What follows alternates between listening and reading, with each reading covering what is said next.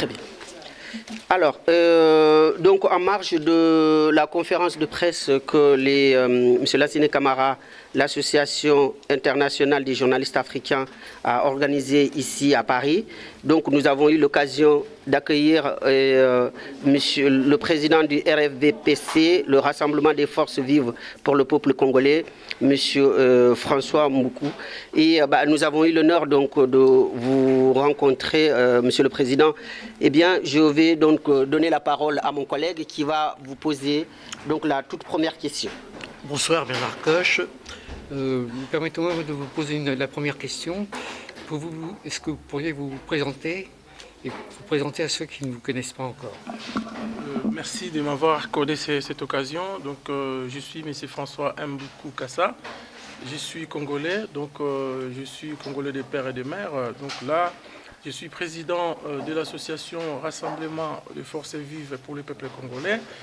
On a fait pas mal de choses pour pouvoir un peu défendre cette population congolaise qui est dans une situation dramatique. Donc nous avons milité et nous continuons à militer jusqu'à la libération de cette population. Voilà ce que je suis, mais je me sens un peu moi-même gêné de parler de moi et je préfère parler surtout de cette cause que je défends.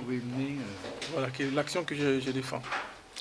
Oui, alors, donc, Monsieur le Président, je vois que vous êtes très, très populaire dans le milieu congolais aujourd'hui et il faut compter avec vous. Donc, quand est-ce que vous comptez aller dans votre pays pour exposer vos idées au peuple congolais?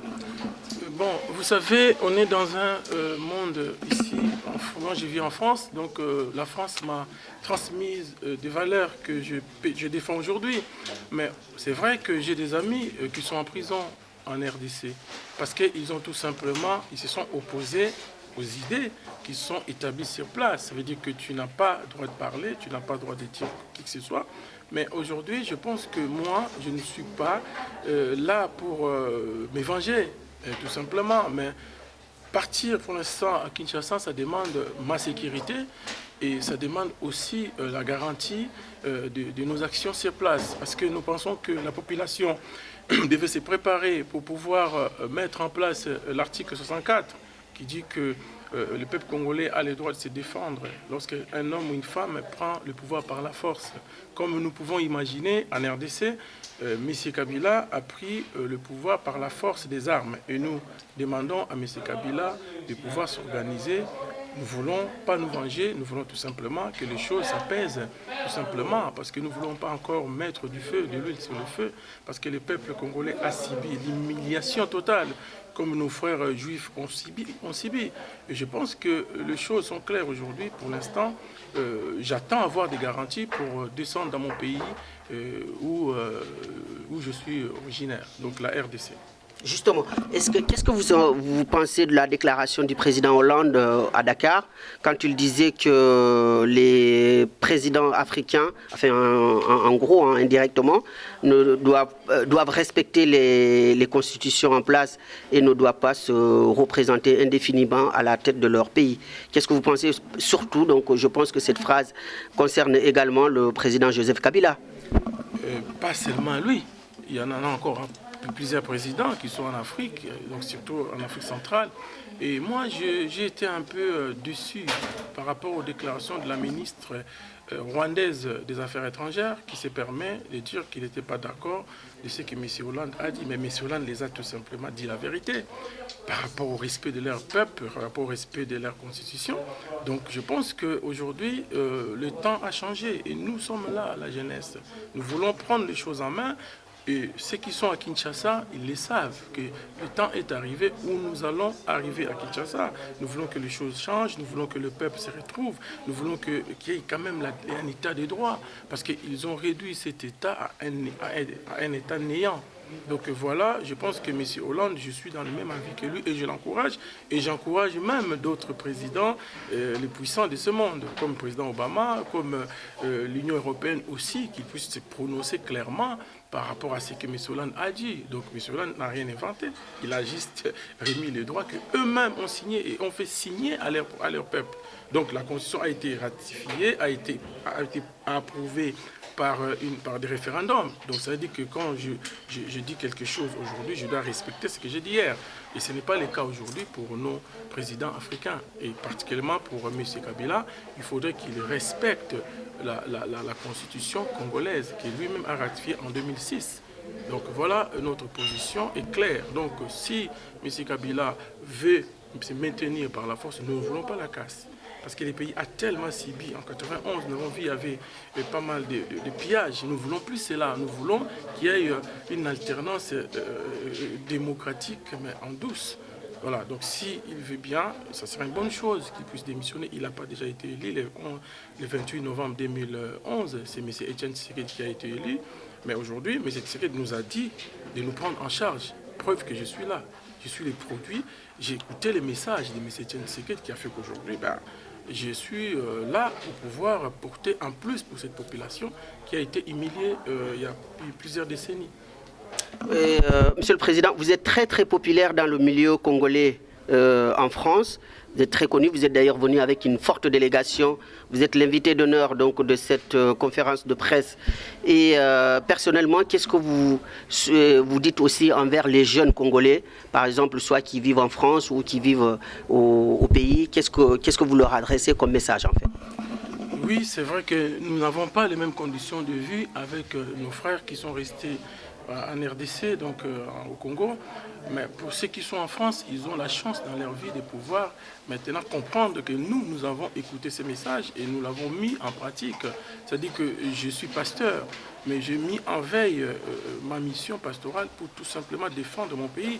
Comme je vis Martin Luther King l'a fait, il y a Desmond Tutu en Afrique du Sud qui l'a fait, et il y a plusieurs personnes. Je ne supporte pas que voir mon peuple mourir et que moi je vais continuer à prêcher les gens, à dire aux gens que Dieu va faire ça. Mais non, Dieu travaille avec les hommes. Et moi j'ai compris ces messages, c'est pour ça que j'en profite aussi de parler aux pasteurs qui sont sur place, de pouvoir changer les messages, d'arrêter les messages d'endorcissement, de pouvoir endormir la population, de pouvoir faire les jets de ces régimes sanguinaires qui tuent, qui détruisent. Parce que quand on viole les femmes, on détruit la matrice de la femme. Nous avons parlé tout à l'heure au niveau de la conférence, et on a vu des femmes, plusieurs associations qui se sont défendues, qui sont passées, qui ont dénoncé les choses. Donc moi je pense que la jeunesse doit se réveiller. Et nous sommes ensemble, et ceux qui sont déjà en Occident ont fait leur travail, parce qu'il y a la diaspora congolaise qui a démontré de quoi elle était capable, mais nous avons joué un rôle pour pouvoir les canaliser. Nous n'avons pas voulu que cette jeunesse continue, parce que nous avons vu la musique qui a détruit la jeunesse, le pasteur qui passe des mauvais messages. Et moi, je dis aux pasteurs, mes amis qui m'écoutent, et il y en a beaucoup qui me soutiennent aujourd'hui, je leur dis que le temps est arrivé où nous allons maintenant dire à la population la vérité et que nous allons leur dire, les expliquer ce que nous allons faire demain pour notre pays. Donc j'encourage la jeunesse, mais tout en respectant la loi, tout en respectant les principes de la démocratie dans les pays où ils vivent. Voilà notre mission. Donc moi je pense que la jeunesse a fait un travail. Aujourd'hui, nous sommes là, nous avons démontré à ces régimes qui se croyaient plus forts et nous avons travaillé en douce. Et nous sommes unis avec nos amis des États-Unis, avec nos amis de tous les pays de l'Europe. Je pense que même la semaine prochaine, j'aurai aussi l'occasion d'aller quelque part dans un autre pays, parce que je ne dénonce pas, parce que pour la raison de sécurité. Voilà, donc je pense que la jeunesse doit continuer dans... Ils nous ont écoutés, parce que moi je les remercie aussi, parce que cette jeunesse nous a écoutés. Mais ceux qui sont sur place, ils ont encore quelque chose à fournir, à faire. C'est-à-dire que faire partie de ces régimes de M. Kabila. Voilà notre objectif vraiment principal. Très bien. Oui. Alors, donc vous êtes venu aussi avec votre état-major, une bonne partie de votre état-major. Il y a votre secrétaire général qui est assis à côté de vous. Il y a aussi des femmes. Donc, dans votre parti, c'est vraiment un mouvement démocratique. Hein. Il y a une place importante pour les femmes. Bien sûr, on a parlé des valeurs des femmes, l'équilibre entre les femmes. Nous avons vu même, moi ça me fait plaisir de voir déjà, bon, pour moi parce que c'est vrai, la France pour moi c'est un modèle, effectivement, bien qu'il n'est pas, c'est pas, mais bon, en gros, la France défend, elle est en train de défendre les valeurs valeurs de la démocratie que nous sommes en train de voir. Je pense que je considère la femme comme une partie de moi. Et je ne vois pas comment, si je l'aime, je ne peux pas lui taper, je ne peux pas la taper, je ne peux pas lui faire du mal. Et je pense que nous devons... c'est ces valeurs-là que nous avons perdues, et que ce ne soit pas qu'au Congo, dans toute l'Afrique. Donc nous devons redonner la considération à la femme. Et la femme, c'est le moteur du foyer. Donc je pense que c'est pourquoi je me suis mis dans ce combat, parce que je n'ai pas compris que nos frères rwandais, ce n'est pas tous les Rwandais qui sont mauvais, ce n'est pas tous les Burundais, c'est pas tout, mais c'est le régime de Kagame qui a transporté la violence au Congo à travers l'arrivée de Kabila. Laurent, père, il est décédé. Donc c'est pour cela que je me bats, mon combat est pour valoriser la femme congolaise et la femme africaine. Parce que la femme, c'est elle qui donne tout. En Afrique, on le voit, nos femmes, nos sœurs, nos frères qui sont là-bas, nos sœurs, ils n'ont pas cette vie et que les autres ont aussi. C'est des femmes qui se donnent, qui travaillent, qui font tout. Voilà, pour nous, si demain nous arrivons à conquérir notre pays, la femme aura une très grande place dans les pays. Alors, donc aujourd'hui, vous êtes reçu par la presse et je crois que la classe politique congolaise doit compter aujourd'hui avec vous parce que vous avez vous êtes très écouté ici en France et je crois que le message sera entendu de l'autre côté de Kinshasa. Donc, est-ce que selon parmi vos amis qui sont là, vous pouvez donc nous en présenter quelques-uns et le rôle dans le mouvement? Donc, nous avons le secrétaire général qui est là, donc bien qu'on a essayé de jouer à la sagesse, parce que nous avons compris qu'il y a tellement la corruption avec le régime de Kabila que nous avons commencé à éviter, comment je peux dire, à pouvoir montrer ce qui travaille avec nous, parce qu'on peut les corrompre facilement. Ouais. C'est pour cela que nous évitons à pouvoir démontrer tout ce que nous faisons, qui nous évitons cela. Par rapport à ça, parce qu'il y a vraiment une forte esprit de la corruption que nous sommes devant ces gens-là, nous n'avons pas les moyens financiers pour pouvoir nous battre. Mais nous avons seulement utilisé les méthodes démocratiques, les moyens démocratiques qui nous a aidés pour aujourd'hui que notre parole qui a été entendue, preuve que nous avons vu la position de M. Hollande. Il est parti au 15e sommet de la francophonie. C'est là où il a tout expliqué au président qu'il faut qu'il parte, il faut qu'ils arrêtent et que nous puissions faire comment nous pouvons arriver à mettre en place une démocratie et puis un état de droit. Donc voilà par rapport à la raison de sécurité, j'évite de dire qui est qui, effectivement, mais je vous présente le secrétaire général qui est à côté de vous. Très bien. Alors, donc, avec aujourd'hui le désir des Congolais, le désir de changement donc, des Congolais, vous incarnez en effet ce changement parce que vous avez la carrure, vous avez les relations nécessaires et puis aussi, certainement, vous avez aussi beaucoup d'idées.